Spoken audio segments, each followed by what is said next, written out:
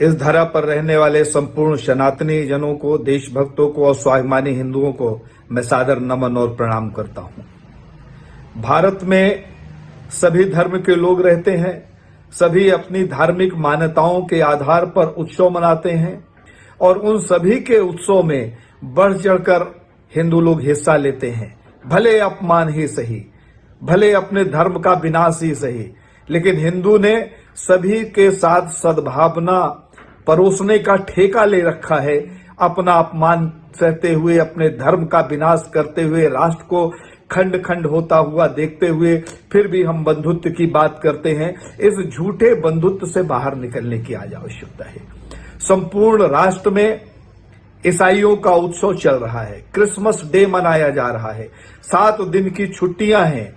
बड़े गर्व के साथ लोग सांता बनते हैं और उनके उत्सवों में जाते हैं, फोटो खिंचाते हैं, उनके साथ भोजन प्रसादी करते हैं, लेकिन ये भूल जाते हैं कि इस उत्सव के मूल में क्या है।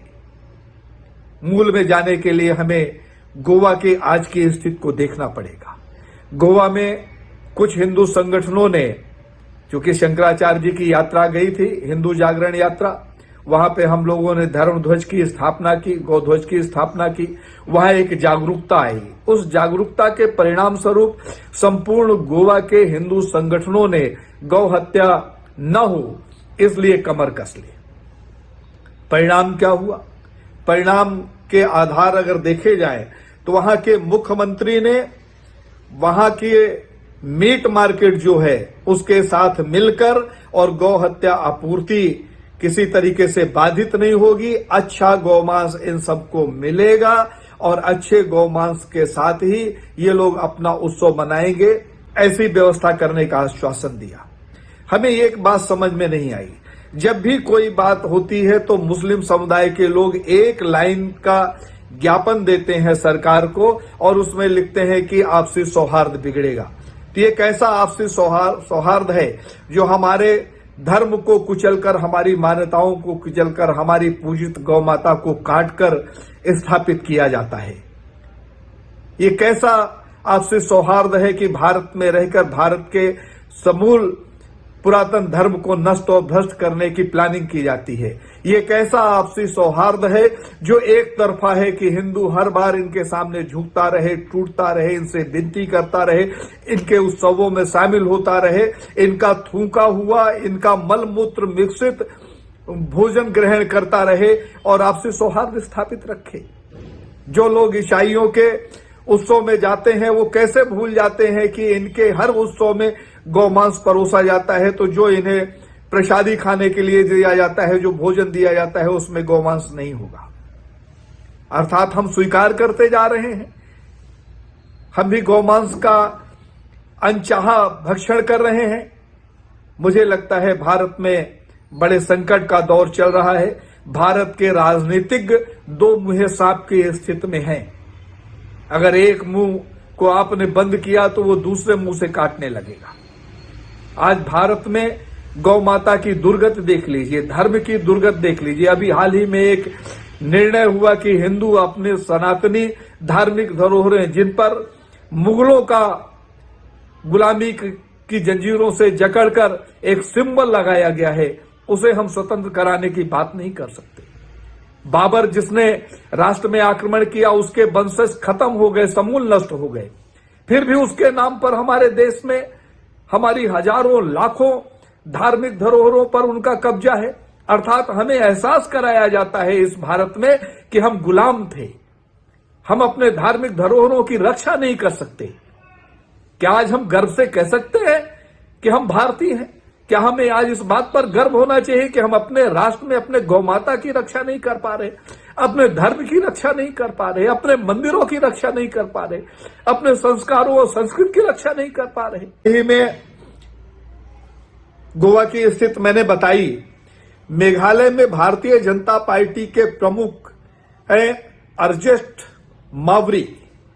इन्होंने बड़े गर्व के साथ कहा कि मैं गौमांस खाता हूं और गौमांस खाना हमारा धर्म है और हमारा जो प्रदेश है उसको, वहां की आबादी जो है आज 90% से ज्यादा ईसाई हो गई। ये चिंतन की बात है।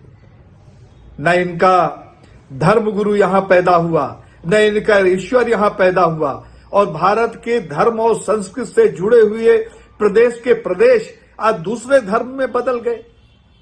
ये सरकारों की बिकाऊपंथी का परिणाम है कि ये विदेशी चंदे के आधार पर भारत को धीरे धीरे करके बेच रहे हैं। और जो लोग भगवा पहनकर हिंदुत्व की रक्षा करने की बात करते थे, वो भी कहीं किसी से कम नहीं है। क्रिश्चियनों के जितने त्योहार होते हैं, मुसलमानों के जितने त्योहार होते हैं, गाय की हत्या करना इनके उत्सव की शुरुआत होती है। और गौ मांस परोसना और गौ मांस खाना, ये अपने आप को धर्म से जोड़कर देखते हैं, जबकि सीधा सीधा सा इसका अर्थ है कि भारत में रहकर भारतीयों को गौ हत्या करके और गौ मांस खाकर उन्हें जूते मारना और उन्हें अपमानित करना। दैनिक भास्कर में एक रिपोर्ट छपी है कि भारत में अनेक राज्यों में गौ हत्या पर प्रतिबंध है, फिर भी भारत में प्रतिबंध होने के बाद भी 61 लाख टन गौ मांस रोज खाया जाता है और परोसा जाता है। 61 लाख टन गौमांस के लिए कितनी गौ माताओं की हत्या होती होगी, कितने गौवंश को काटा जाता होगा, इसका आंकलन हम सबको करना चाहिए। एक केंद्र में मिनिस्टर है किरण रिजिजू, जब गौ हत्या पर बात होती है तो ये घर में बीफ पार्टी करते हैं और खुला चैलेंज करते हैं कि मैं गौ मांस खाता हूं, किसकी हिम्मत, किसकी औकात है जो मुझे रोक सके। आरएसएस के एक बड़े पदाधिकारी हैं जे नंद कुमार, जो खुले तौर पर कहते हैं कि गौ मांस खाने पर किसी भी तरीके का प्रतिबंध नहीं होगा, जो लोग गौ मांस खाते हैं ये उनका अधिकार है। ये अधिकार कहां से आ गया? ये अधिकार किसने दे दिया? कल के लिए इस राष्ट्र में रोहिंग्यों की संख्या बढ़ रही है और रोहिंग्या अगर कहने लगे कि मुझे मानव मांस का भक्षण करना है, तो ये सरकार क्या ऐसा कर रही है कि इनका अधिकार है, ये मानव मांस पहले भी खाते रहे हैं जहां रहे हैं और यहां रहकर भी ये मानव मांस खा सकते हैं? क्या सनातनियों को आने वाले भविष्य में इनके भक्षण के लिए काटकर मार्केट में बेचे जाने की अनुमति दी जाएगी? ये बड़े चिंतन की बात है और मुझे लगता है इस तरीके की घटनाएं जो रोज हो रही आए दिन भारत में, उनसे हम लोगों को सबक लेना चाहिए। एक अमित शाह जी हैं, केंद्र में मिनिस्टर हैं, गृह मंत्री कहलाते हैं। उनको तो लोग अनेक नामों से जानते हैं, तड़ी पार भी बहुत से लोग कहते हैं, और बड़बोलापन उनमें इतना है कि उनको ये लगता है कि वो ईश्वर है, वो जो बोल देते हैं वही ठीक है। लेकिन वोट के समय ये लोग भी गिड़गिड़ाते हैं। नरेंद्र मोदी जी पिपरमेंट लगाकर रुमाल में रोते हैं कि इस राष्ट्र में गौ हत्या हो रही है, इस राष्ट्र के लोगों को कैसे चैन पड़ता है, मुझे तो रोना आता है, और इस राष्ट्र में गौ हत्या को बढ़ावा देने का काम करते हैं। अमित शाह जी कहते हैं कि इस बार एक मौका और दे दीजिए, नरेंद्र मोदी को तीसरी बार प्रधानमंत्री बना दीजिए, गौ हत्यारों को उल्टा लटकाकर ये सीधा कर देंगे। और उसके परिणाम के स्वरूप जब हम लोग उनकी वेबसाइट में देखते हैं तो गौ हत्या करने वाली कंपनियों से 250 करोड़ रुपए का वो चुनावी चंदा लेते हैं। तो इस तरीके के दोहरे चरित्र से, इस तरीके के इनके बयानों से, इस तरीके के भ्रम से क्या सनातन की रक्षा हो पाएगी? अमर उजाला में, जनसत्ता में एक रिपोर्ट छपी है जिसमें हवाला दिया है इंडिया टुडे की खबर के मुताबिक खाद्य प्रसारण उद्योग मंत्रालय द्वारा जो बुच्चड़ खानों को सब्सिडी दी जाती है, तो 3 वर्ष में ये सब्सिडी भारतीय जनता पार्टी की सरकार है 68 करोड़ रुपए दी गई। और इस सब्सिडी का आधार स्पष्ट लिखा हुआ है कि उनके यहां जो कत्ल खाने हैं उनको अत्याधुनिक किया जाए और अधिक से अधिक मांस का उत्पादन किया जाए। इसमें एक चीज और लिखी हुई है कि जो भी भाजपा शासित प्रदेश हैं या भाजपा के संरक्षण में है या भाजपा के गठबंधन में है, उन्हें जो सब्सिडी दी जाती है वो सब्सिडी दूसरे राज्यों से अधिक होती है। अर्थात इस बात से हम कैसे मुंह मोड़ सकते हैं, कैसे नजरअंदाज कर सकते हैं कि भारतीय जनता पार्टी गौ हत्या को बढ़ावा दे रही है, गौ मांस खाने को बढ़ावा दे रही है। एक और बयान इनके नेता का है कि मैं ज्यादा से ज्यादा प्रयास करता हूं और प्रचार करता हूं कि आप लोग दूसरे मांस की अपेक्षा गौ मांस का भक्षण अधिक करें। भारत कहां जा रहा है? भारत का भविष्य क्या है? भारत में हमारे धर्म की स्थिति क्या है?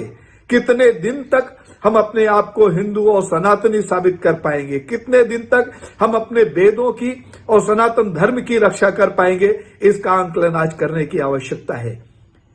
और मुझे तो बड़े कष्ट के साथ कहना पड़ता है कि आज के उत्सव में जो भी गौ हत्या करके मनाया जाता है, उस तरीके के उत्सव में जो लोग शामिल होते हैं, उन्हें एक बार इस बात का चिंतन करना चाहिए कि आने वाले दिनों में जो गाय के स्वरूप, जो हम उसको गाय मानते हैं और गाय को माता मानते हैं, गाय के रूप में हम मां को पूजित करते हैं, तो जब हमारी मां को काट कर वो खाते हैं और उसका उत्सव करते हैं, तो कल हमारे बेटे भी काट कर खाए जाएंगे और हम लोग क्या उस उत्सव में भी शामिल होंगे। इस दिशा में हम सबको चिंतन करना चाहिए और भारत की अखंडता के लिए, भारत की स्वतंत्रता बनी रहे, जितना राष्ट्र बचा है उतना राष्ट्र हमारे पास बचा रहे, हम लोग संरक्षित और सुरक्षित रहें, इसलिए संपूर्ण राष्ट्र के सनातनियों को अपनी आंखें खोलने की आवश्यकता है और सरकारों के भ्रम जाल को पहचानने की आवश्यकता है, इनके बहुरूपीय चरित्र को पहचानने की आवश्यकता है। तभी इस राष्ट्र में हम सुरक्षित और संरक्षित रहेंगे। जय हिंद, जय भारत, वंदे मातरम।